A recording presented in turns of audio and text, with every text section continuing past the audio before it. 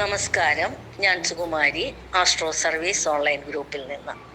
ഇന്ന് വിശാഖ നക്ഷത്രത്തിൻ്റെ പൊതു സ്വഭാവത്തെ പറ്റിയാണ് പറയുന്നത്. അതായത് ഈ വിശാഖ നക്ഷത്രക്കാർ സൽസ്വഭാവികളും സദാചാരനിഷ്ഠയും ബുദ്ധി സാമർഥ്യവുമുള്ളവരായിരിക്കും.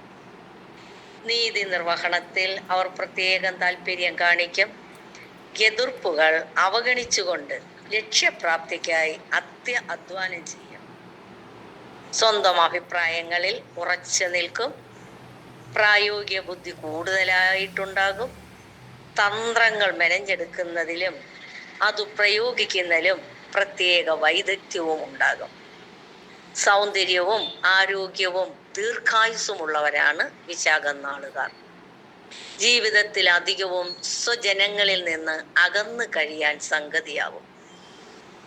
മാതാവിൽ നിന്ന് പ്രയോജനം കുറയും. പിതാവിനോട് കൂടുതൽ അടുപ്പമുണ്ടാകും. എന്നാൽ മാതാപിതാക്കളെ പറ്റി അഭിമാനിക്കുന്ന സ്വഭാവവും ഉണ്ടാകും. പക്ഷേ അവരുമായി ഇടയ്ക്കിടെ കലഹിച്ചെന്നും വരാം. അന്യരുടെ നിർദ്ദേശങ്ങൾ അനുസരിക്കാൻ മടി കാണിക്കും. സ്വന്തം തീരുമാനങ്ങളിൽ ഉറച്ചു നിൽക്കും. സ്വന്തം നേട്ടങ്ങളിൽ അഭിമാനിക്കുകയും ചെയ്യും. അധ്വാനശീലവും ശാസ്ത്രീയ ബോധവും കൂടുതലായുണ്ടാകും. സ്വാർത്ഥ ചിന്തകൾ കൂടിയിരിക്കും. അന്യരുടെ മനോഭാവത്തെപ്പറ്റി ചിന്തിക്കാതെ ഓരോന്നും പ്രവർത്തിക്കും. തൻ്റെ പ്രവർത്തനങ്ങൾ മറ്റുള്ളവരെ എങ്ങനെ ബാധിക്കുമെന്ന് അധികമൊന്നും ഈ കൂട്ടർ ചിന്തിക്കാറില്ല. ആചാരങ്ങൾ ലംഘിക്കാൻ മടിക്കുകയില്ല. ശരിയെന്ന് തോന്നുന്ന രീതിയിൽ പ്രവർത്തിക്കാം.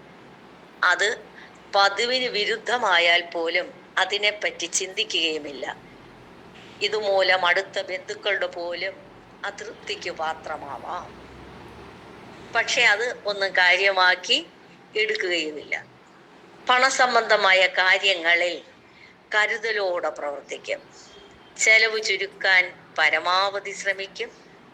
കഴിവതും അത്യാവശ്യങ്ങൾക്ക് മാത്രം ചെലവ് ചെയ്യാനും ബാക്കി സൂക്ഷിച്ചു വെക്കാനും താല്പര്യം കാണിക്കുന്നവരാണ് വിശാഖം നാളുകാർ.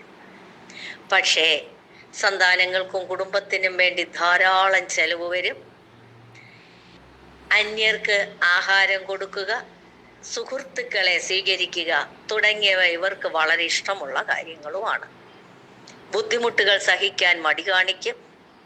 എല്ലാം കൃത്യമായും ചിട്ടയായും നടത്തണമെന്നും സുഖ സൗകര്യങ്ങൾക്കൊരു കുറവും വരരുതെന്നും നിർബന്ധം പിടിക്കും. ആർക്കു വേണ്ടിയും അധികമായി ത്യാഗം സഹിക്കാൻ തയ്യാറാവുകയുമില്ല.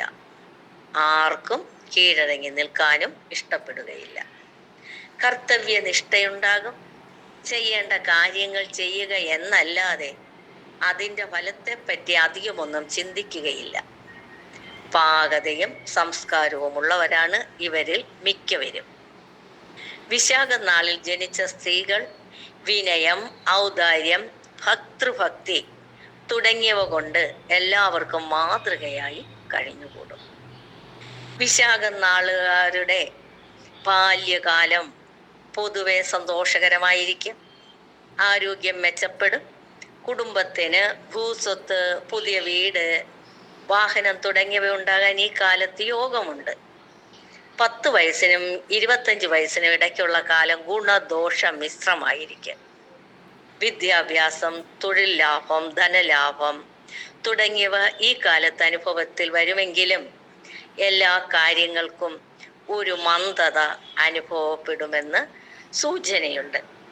തടസ്സങ്ങളും പരാജയങ്ങളും ഇടയ്ക്കിടെ അനുഭവപ്പെട്ടുകൊണ്ടിരിക്കും.